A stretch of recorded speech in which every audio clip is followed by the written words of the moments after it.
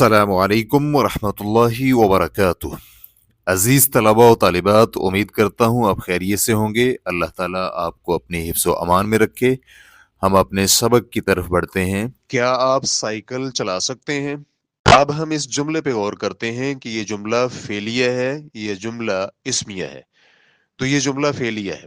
پھر جملہ فعلیہ دو حال سے خالی نہیں، یا تو جملہ فعلیہ خبریہ ہوگا یا جملہ انشائیہ ہوگا۔ تو یہ جملہ انشائیہ ہے، کیونکہ اس میں ایک چیز کے بارے میں پوچھا جا رہا ہے، استفہام کیا جا رہا ہے۔ اب اردو میں پوچھا جا رہا ہے کیا، تو اس کے لیے عربی میں حل کا لفظ استعمال کریں گے۔ اس کے بعد آگے ہے کسی چیز پر دسترس رکھنا، کسی چیز پر کنٹرول رکھنا، کسی چیز کو کر گزرنا۔ تو اس کے لیے ہم استعمال کریں گے تمکن یا تمکن، تمکن سے تتمکن، فعل مضارع کا صیغہ۔ یہ تمکن یا تمکن من صلے کا محتاج ہوتا ہے اپنا مطلب اور معنی اور مفہوم دینے کے لیے۔ اس کے بعد ہے ڈرائیو کرنا، چلا سکنا۔ اس کے لیے عربی میں استعمال ہوتا ہے قاد یقود قیادتن۔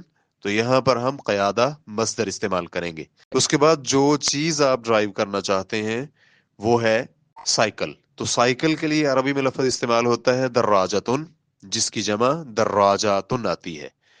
مکمل جملہ سماعت کیجئے۔ هل تتمکن من قیادت الدراجۃ؟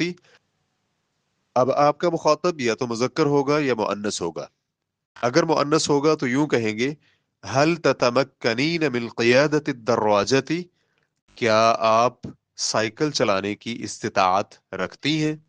تتمکنین یہ صیغہ واحد مؤنث مخاطب ہے۔ اب اس کا جواب یا تو مثبت ہوگا یا منفی ہوگا۔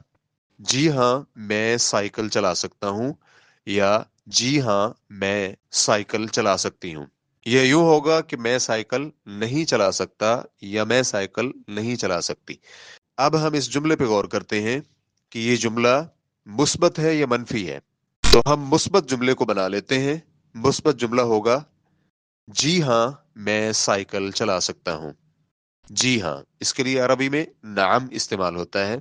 چلا سکنا، کسی چیز پر کنٹرول رکھنا، دسترس رکھنا، اس کے لیے اسی طرح تمکن یا تمکن استعمال کریں گے۔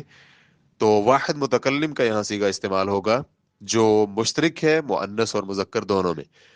نعم اتمکن، جی ہاں میں طاقت رکھتا ہوں یا طاقت رکھتی ہوں۔